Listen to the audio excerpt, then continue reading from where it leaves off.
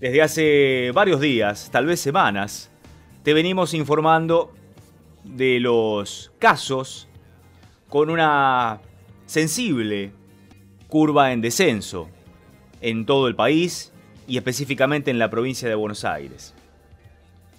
Pero están advirtiendo ya, con el espejo que refleja las imágenes que nos llegan desde Europa, ciertos especialistas, que la segunda ola o la reversión de esa curva descendente a ascendente puede estar a la vuelta de la esquina, en tanto y en cuanto aumente esta especie de relajamiento que se observa con las reuniones, las fiestas clandestinas y demás que vemos por allí. O por ejemplo las últimas imágenes que se vieron de aglomeraciones urbanas en donde el barbijo muchas veces reina por su ausencia. Estas dificultades podrían llegar y entonces tendríamos nuevamente un alarmante aumento de los contagios que pudiera devenir en una saturación del sistema sanitario. Y esto realmente puede ser más que preocupante, en tanto y en cuanto mucha gente se va a movilizar a centros turísticos que no están preparados, como lo está tal vez el AMBA, para recibir tantos casos por COVID-19. Uno de los que está alertando de esta situación es Rodrigo Quiroga, bioinformático, investigador del CONICET, con quien ya estamos hablando. Hola Rodrigo, buen día. Gabriel Prosperi te saluda. Hola Gabriel, ¿cómo estás? Un gusto hablar nuevamente con vos. Exactamente, lo mismo digo. Bueno, ¿es así el panorama? En tanto y en cuanto siga este relajamiento, ¿la curva de contagios puede volver a dispararse rápidamente? Sí, es absolutamente así. De hecho, yo uso un acrónimo para recordar, hay 4 factores principales que determinan si los casos suben o bajan y a qué velocidad, ¿no? Que es CREI, sería cuidados, restricciones, estacionalidad e infectados, ¿no? Entonces, mientras más infectados hay, los casos tienden a bajar, pero a su vez eso se paga con un costo altísimo, que es el que estamos viendo en Argentina, con ya más de 40.000 fallecidos. La estacionalidad en el verano juega a favor, tiende a bajar los casos, mientras que en el invierno juega al revés, tiende a subirlos. Y después los cuidados y las restricciones, mientras más se mantengan, obviamente también tienden a bajar los casos. Entonces, en este momento, el equilibrio de esas 4 cosas nos da que los casos están bajando, ¿no? Sin embargo, lo que vemos en muchos lugares, inclusive no hace falta irse a Europa, ¿no? Podemos ver acá en países vecinos, Uruguay, Paraguay, Brasil y Colombia están con los casos en crecimiento ya hace varias semanas. Incluso Río de Janeiro tiene saturadas nuevamente sus terapias intensivas, ¿no? Entonces ahí vemos que el verano ayuda, pero no hace magia. Si los cuidados y las restricciones desaparecen, los casos vuelven a subir por más calor que haga, ¿no? Más allá de la estacionalidad, ¿cuál crees que es la medida que ha adoptado la ciudadanía o que la ciudadanía ha aceptado en función de lo que ha impuesto cada gobierno provincial o nacional, ha sido la más efectiva en contra del coronavirus? Bueno, la verdad pienso que la medida que no se implementó y que hubiera sido la más efectiva es el rastreo, ¿no? Creo que hay muchas provincias que lo hicieron por su cuenta, en particular La Pampa, Córdoba y la provincia de Buenos Aires, ¿no? Y creo que va a ser clave porque la efectividad de ese rastreo aumenta cuando hay menos cantidad de casos, ¿no?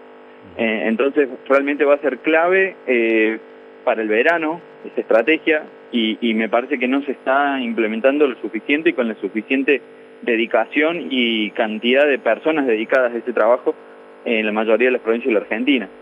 Y bueno, el otro faltante me parece a mí es un poco la comunicación. Se ha hablado mucho de qué cosas no hay que hacer, pero se ha hablado muy poco de cómo hacerlas para minimizar riesgos, ¿no?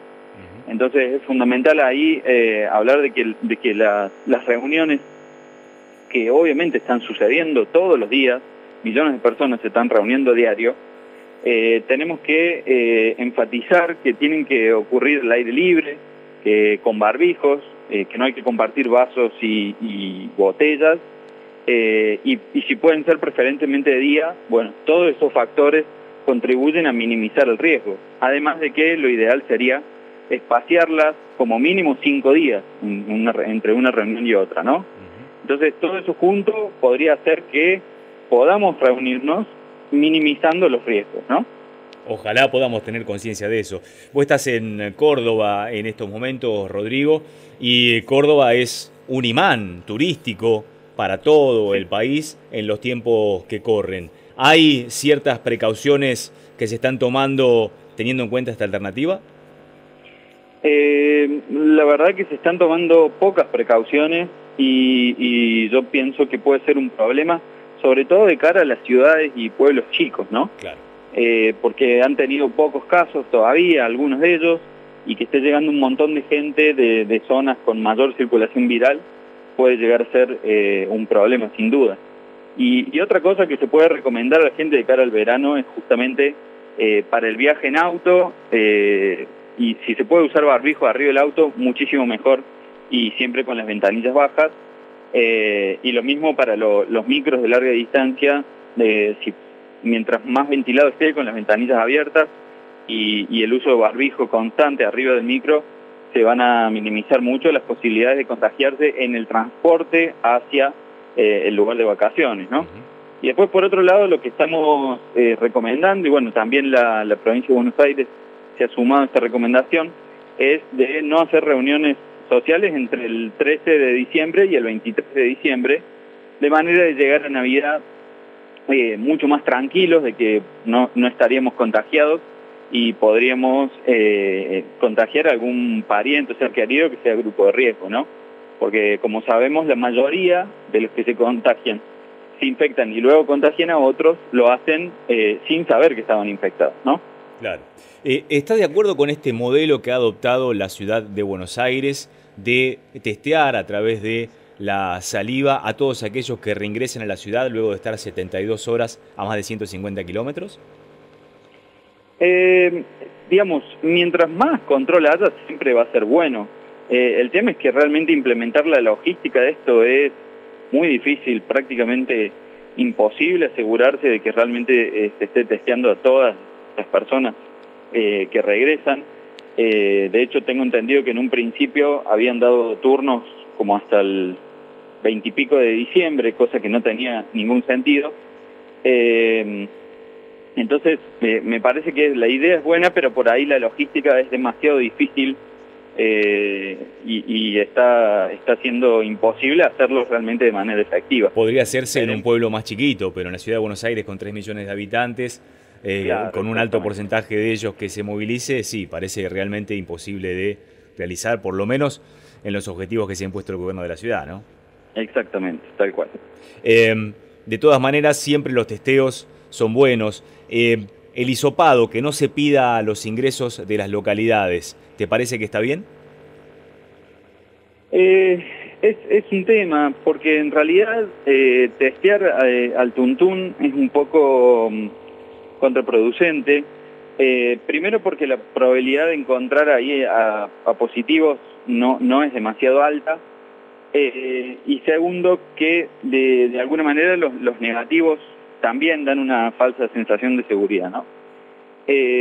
Sobre todo cuando se usan los test de antígenos, que son bastante menos sensibles que la PCR. Pero en ese sentido me parece que lo más inteligente para utilizar esos recursos de testeo sería realmente darle un fuerte impulso al testeo de contactos estrechos de casos positivos que sean asintomáticos, ¿no? Esto ha comenzado ya también en la provincia de Buenos Aires, estaría comenzando. Algo se está haciendo en la ciudad de Buenos Aires y es algo que Córdoba hacía allá por junio y que lo tuvo que dejar de hacer por el volumen de casos, ¿no? Entonces, pero están atentos para volverlo a retomarlo, porque si pensamos entre marzo y junio, Córdoba y Santa Fe tuvieron varios brotes que fueron apagando uno tras otro mediante justamente el rastreo, el testeo de asintomáticos y el aislamiento de las personas que daban positivo, ¿no? Entonces, cuando los casos si los casos siguen bajando, eso se va a poder volver a implementar y realmente es una estrategia muy efectiva para para apagar brotes. Lo cierto es que el COVID-19 ha tenido diferentes modelos y estrategias a través del método comparativo que hemos podido tener con diversos países. Desde los más desarrollados a los menos desarrollados, el COVID sigue ganando la batalla. ¿Qué pensás que va a ocurrir en cuanto tengamos la posibilidad de comenzar a vacunar? Bueno, la vacunación es un horizonte muy positivo. La mayoría de las vacunas está teniendo muy buenos resultados en cuanto a efectividad y a seguridad. Por ahí están surgiendo algunos reportes de alergias o etcétera, pero que realmente con la cantidad de gente que se va a vacunar es absolutamente esperable que haya reacciones alérgicas, que haya diferentes cosas que sucedan. Incluso salió un titular ayer diciendo fallecieron 6 personas vacunadas. Bueno, van a fallecer un montón de personas porque se va a vacunar a millones de personas, ¿no? Y van a fallecer de un montón de cosas distintas. No van a estar asociadas esas muertes con la vacunación en sí. Entonces, hay que realmente tener en cuenta que eso va a suceder, no asustarse. Las vacunas están siendo exhaustivamente analizadas, los resultados, para demostrar su efectividad y su seguridad antes de ser aplicadas. Y realmente, digamos, lo que no hay que pensar es que esto va a ser un clic, ¿no? No va a ser magia la vacuna, no es que el día que empecemos a vacunar se acaba la pandemia. La mayoría de las vacunas requieren 2 dosis, separadas 3 o 4 semanas entre sí, y hay que esperar 2 semanas aproximadamente después de la segunda dosis para considerar que ya tenemos inmunidad. Entonces, va a llevar tiempo, ¿no? Por otro lado, se espera poder, digamos, el objetivo de máxima es vacunar a 5 millones de personas por mes en Argentina. Va a ser difícil llegar a ese objetivo, pero, de nuevo, si comenzamos en enero, hasta que tengamos una buena porción de la población vacunada y con inmunidad, eso no va a ser antes de abril, mayo, ¿no? Entonces, por eso digo que tenemos que tomar otras medidas. Tenemos que sostener los cuidados para intentar prevenir una segunda ola, porque la vacuna parecería que va a llegar tarde para poder realmente prevenir una segunda ola, que si los cuidados se mantuvieran, uno esperaría para fines de marzo o comienzos de abril. Claro, y en el tramo que estás describiendo, el inicio de clases, ¿no? Que también es un signo de interrogación, ¿no? Sí, absolutamente. Yo, en ese sentido, creo que cada vez hay más evidencia de que todo depende de cómo se haga la vuelta a clases, ¿no? Y de la circulación viral que haya para que terminar viendo que esa vuelta a clases sea o no un factor que contribuya a la suba de casos.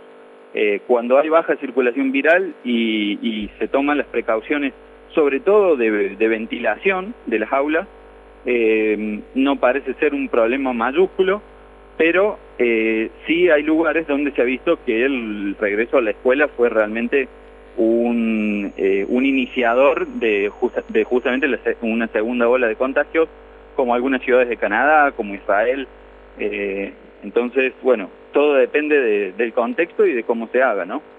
Absolutamente. Y vamos a seguir consultándote porque es muy importante estas herramientas informativas que nos das, Rodrigo, para estar alertas y para saber cómo seguir enfrentando al COVID-19, esta pandemia que nos va a seguir acompañando lamentablemente por varios meses más. Así que, Rodrigo, un abrazo muy grande. Muchas gracias, un abrazo para vos. Rodrigo Quiroga, en Próspera Mañana, bioinformático e investigador del CONICET.